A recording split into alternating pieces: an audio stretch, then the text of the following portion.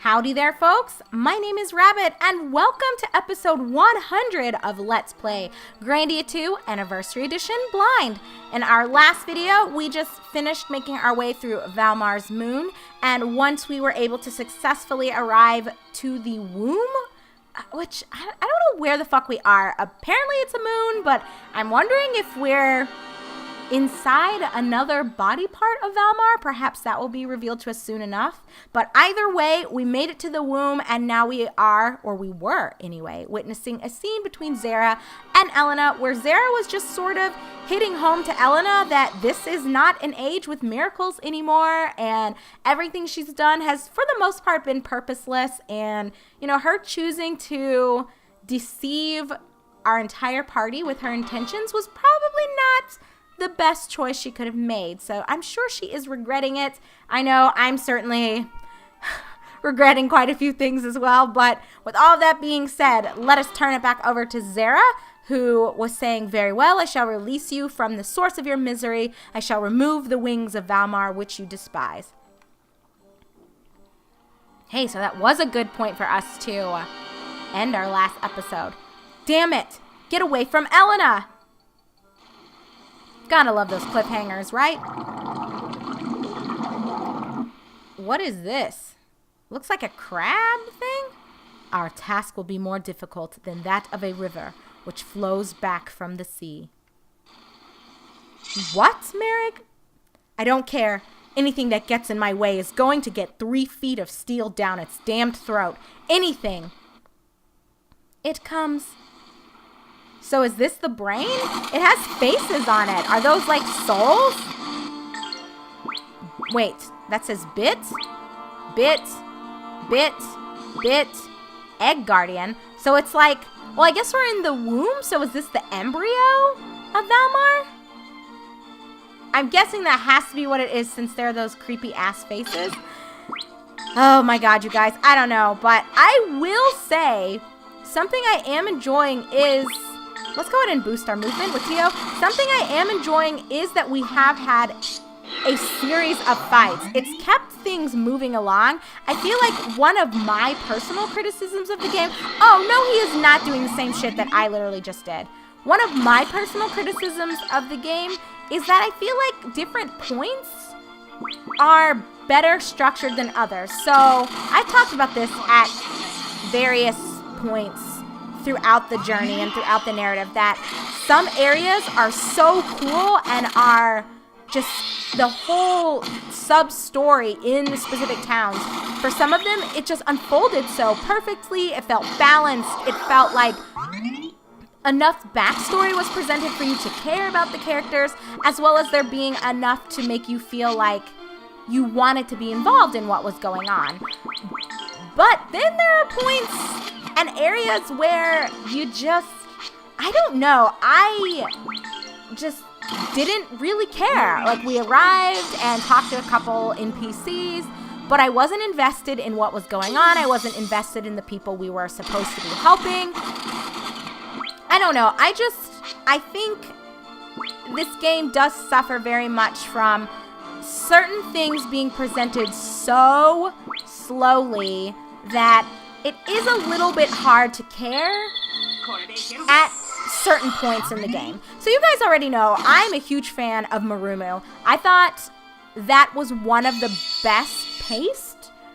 Okay, I shouldn't say it's the best. It's probably on par with a couple others, but it's one of the better. Let me change that. One of the better paced areas. I cannot believe this is happening. Stop fucking with my team. Well, at least they're kind of killing themselves, I suppose. Those faces are super creepy. But in addition to Marumu, what is it called? The place with Melphis? Is it Garland? I think it was Garland. Or I'm totally making that up, and that's the name of another town from a different RPG. I don't know, but it doesn't really matter all that much. Here, Merrick, let me help a brother out before we get ready to go and fuck this thing up. So Marumu was cool. I also thought that, yeah, let's do one more of this, and then we should be ready to rock and fucking roll. Maruma was cool. If it's called Garland, if not, you guys know what I mean. All the shit that happened with Melphis and the backstory with Ryudo, that was all pretty cool. The events in Siren Kingdom, I thought all of that was presented fairly well. But that's like it, guys. That's 3 sections out of how many have we explored? I think, you know, in pointing out my personal criticism about the pacing of various areas, I want to celebrate the fact that at least these last couple hours have felt so good and were so welcome, because I think, especially at St. Heim Papal State, I just was like, I don't really care too much about what's going on here. And everything felt so slow, and I don't know. I'm just a little checked out, I think, at this point. But it's all good, because I think them throwing these fights in here, it was well done. I wonder if even they kind of were feeling like, all right, guys, we really need something to pull the player back in, or we need to at least solidify that this is an adventure that has a lot of bearing on what's going to happen to this world if you don't succeed. Like, that pressure is there, and it's placed on you as the gamer, and you want to care about your teammates, and you want to care about the NPCs that you've spoken with. And so having these fights here, it really does just sort of make you feel like, okay, I'm in this to win this. I'm in this to help. You know, Elena's about to get fucked. We gotta save her ass. Although, I mentioned this already, and I'm gonna say it again, because I know these episodes roll out 1 per day, so maybe you've forgotten my stance on this. I am not going to be very happy if Ryudo automatically chooses Elena over Millennia. I think at the very least, a way I would approach it is either we as the players should have the opportunity to select. Do I want to? Let's try poisoning one Mo. Oh, he is poisoned. So I'm probably good then.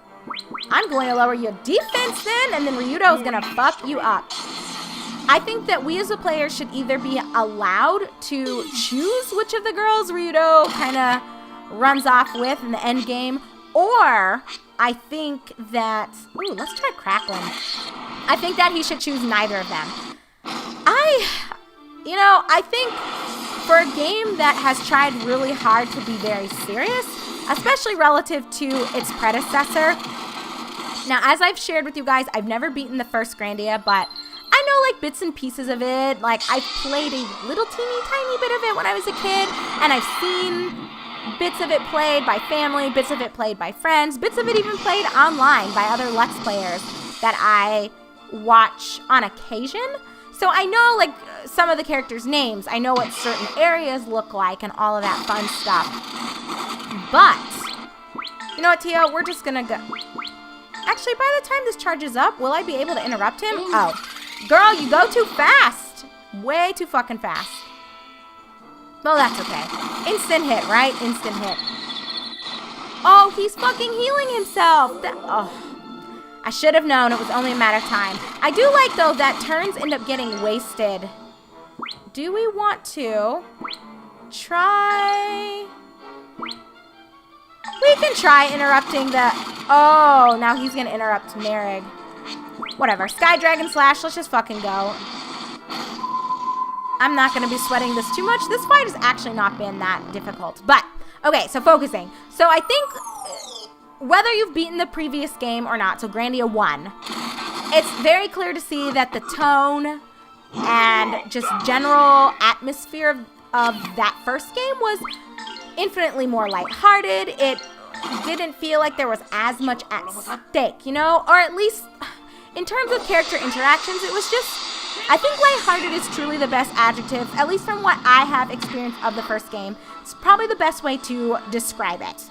The tone was just more chipper and upbeat and fun, and as a protagonist even, Justin, I believe is his name, compared to the snarky, cynical, sassy Ryudo, they're just very different. And it's clear to me anyway that for this game, the dev team or the story team or whichever parties were involved in conceptualizing and constructing this, they very much wanted this to feel more sinister and it to have a more ominous plot and just to bear more maybe on your heart. I think that's why they incorporated themes of like religion, which I think is a cool idea, and I definitely think that they did a pretty good job of tying the church's relationship with its people in this lore. I think they did a good job stringing and weaving all of that together. But as for certain characters, I just don't think that they developed a lot of the characters very well. I criticized this game about this when it first happened, but the way we even recruited Merrig was garbage. I was so upset when Merrig was just standing there and basically the convo was just like, we're planning on adventuring and doing shit. You want to come too? And he's like, well, I don't have anything else going on. It was just ridiculous. And granted, they expounded further upon Merrig's purpose and everything with Melphis and what Melphis did to Merrig's people, or just to people in general. But what I'm talking specifically about is the way that they developed characters and the pacing for certain points in the story. Both were just mishandled in my opinion. So I say all of that to come to the fact that I think I will feel very cheated and very dissatisfied with this game's conclusion if after all of this and them presenting the illusion of a love triangle, and I shouldn't call it an illusion until I know for sure that it is going to remain a triangle and there will be a choice here. But I will be fucking mad if it's just like, oh, well, Elena was always his beloved and they always cared about each other and they're going to end up together. Whoop-de-doo. That's it. That's how it's going to go. There are still bits? What the fuck is this? Well, then we're going to try to kill all of you. I will just not be happy if Millennia gets cast off to the side just because she's a part of Valmar. If anything, I know some people don't like Millennia. I've seen it even from some of your comments that you guys find her more annoying. But regardless of whether you like her voice or you like how she interacts with Ryudo, she's at least a more developed character than Elena. And that's not to say that I dislike Elena, but I think if you're comparing these two ladies, I don't know, you guys. For me, it's like hands down, I would choose Millennia any day. Like, if I was Ryudo, Elena's fine, but she's just... I think they tried so hard to make this story feel like it's her journey as much as it is Ryudo's, but because of that, they made her feel a little bit more stagnant. So for Ryudo, we got that whole side piece about Melphis, and we've seen his transformation from being completely cynical and secretive about his past to disclosing more of what was weighing on his heart. Elena hasn't really had such a transformation. For her, it was honestly just kind of like, I'm an innocent, naive church girl who's kind of been reliant on everyone else for a very long time, to her kind of becoming a bit more independent and then feeling conflicted between her devotion to God / Grannis and to the church, and then her desire to be devoted to a man and maybe have a meaningful romantic relationship. But that's like it.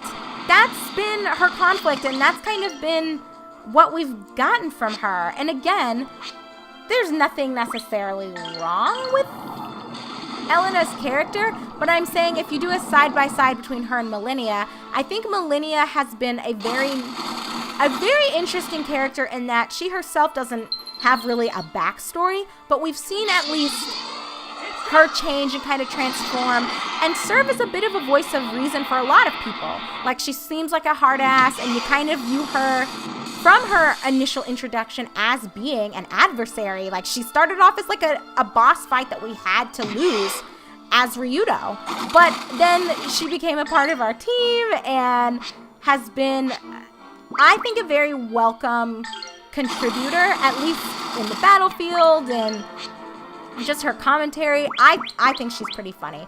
I don't have a problem with Millennia at all, although I can see why maybe some of you aren't super fond of her. But I think if you're not going to like Millennia, I really don't see why you would prefer Elena. I could see it just being like you don't really care for either of the girls and you're you know, in general, just like whatever, I only like Ryudo or whatever. Ryudo and Merrick are kind of the only two that you think have contributed a lot with their dialogue. I don't know. I don't personally feel that way. Again, I still think Millennia has served more purpose and has been a bit more interesting than Elena has. So with all of that being said, that's kind of like a bit of a long rant, isn't it? And I don't mean it to be a rant so much as I'm just sharing with you guys as we have this fight unraveling before our very eyes. I guess in the end, I just feel like I'm okay with them having some things be tropey and stereotypical. That's why I've been pretty open to Elena in general. Oh man, Ryudo, you are kind of at a loss here. I'm just going to go ahead and bring up our defense then, and then we'll have Ryudo just physically attack, and he should be good. But I think with everything that's happened in this game, I've had a pretty high tolerance and acceptance of a lot of the stereotypical things that have been presented to us and fed to us as the players. I cannot accept that Elena would be our only choice after all of this and after everything Millennia has done. I welcome changes and I welcome, you know, cliffhangers and them maybe not even giving you the true ending or the true statement of what is going to happen in the end for everybody. I'm fine with that. I know some games like to go that route where it's kind of implied or assumed that these characters lived happily ever after. Maybe you just get a snippet of what they plan on doing and what their next objective is, but you don't actually see anything else unfold. It just kind of leaves you wondering, which is cool and it's great, and I think that's a valid way of handling it. However, what I am not super okay with is them, after all of this, force-feeding me a pairing that has been somewhat predictable from the fucking beginning. I don't know. It's going to make this not feel very satisfying for me, and I'm going to walk away from this even saltier than I was, if you can believe this, than when we lost Roan for Tio. And yeah, even thinking about that still too, it's like, I know, girl, you are getting fucked up. I'm going to just have Tio heal herself up here. Oh, God. Hopefully she can survive this. Oh, but Merrick's finally awake, so he should be able to heal everybody up. Oh, he was just bringing back his little shits. Well, bring him on, bring him on. This thing is almost... oh, yeah, 5,000 HP. No problem. Merrick, I need you to cast All Healer. And then Tio still got a bit of magic. Okay, he is bringing up his attack a little too much. This is not going how I wanted it to. Let's try Dragon Zap again, I guess. Ooh, I can't really. Well, this should be as good as it can get. Stop! What the fuck? Them and their interruptions. Would you get off Merrick's dick? I'd really appreciate that. Oh my God, you guys. So yes, I think, like, even coming back to another thing that I don't even remember who said this, but I've even seen a comment just about in general. One of you was telling me that you personally think your problem with this game, and one of the things that's felt the least satisfying to you, is that you don't feel like the party has that much of a dynamic, so no one really feels that much like they're friends. Like, Merrick, I think, is sort of the exception, where he's clearly there to provide a lot of wisdom and counsel for the other party members. Clearly he's the oldest and is just sort of, you know, that stand-up guy who's there to help you out when the going gets rough and provide a little bit more insight into situations and things that you guys are planning on doing. So that's kind of nice that Merrick was structured that way, but other than that, do we have any reason to really believe Ryudo cares about Tio or Tio cares about Elena? I don't personally think so. I can see why maybe some of you might think so, especially if you are partial to certain characters. But if you're going to objectively look at it, I think one of this game's weak points is that our party doesn't have a true sense of camaraderie. Like, yeah, we know that Ryudo and Elena are sort of a thing, and they like each other, and Elena's this nice girl that everyone gets along with, but it's clear from the beginning that she's sort of selfish and that everything she's doing is based on what she believes to be the right choice, and she's not that open to disclosing what's going on. Ryudo, as much as I love his character, he was very funny in a snarky, sassy, asshole kind of way, so even he didn't really have that much of a dynamic with anyone outside of the fact that you could tell he was the romantic interest for Elena / Millennia, and that he was kind of like a younger brother for Merrig. But even Roan, as much as I love him, I mean, his dynamic with the party, I think, was pretty much isolated to my own perverted jokes about him and Merrig having their own little, you know, romantic shit happening on the side. And, I mean, Millennia liked Roan because she thought he was cute, so there was something there, but outside of that, like, none of our characters have any reason to really care about each other, and I feel like the character dynamic or the party dynamic is among the weakest in any RPG that I've played. I don't feel like there's really a realistic purpose for us to be journeying together. And outside of the fact that Elena and Ryudo like each other, I don't even really see why they would be a romantic pairing outside of the fact that they've just traveled together and it was kind of set up to where they understood kind of where the other person was coming from early on. I don't even know. But with that being said, all of my thoughts and my perspectives were able to carry us through this fight with, I guess, what was supposed to be an embryo of Valmar. I don't know, but I guess we'll find out in our upcoming episode truly what this body part is supposed to represent, and we'll see if we were in fact successful in stopping Zera from doing whatever it was he was getting ready to do to Elena. So stay tuned, my friends. My name is Rabbit, and this is my blind Let's Play of Grandia 2 Anniversary Edition. I'll see you in episode 101, friends.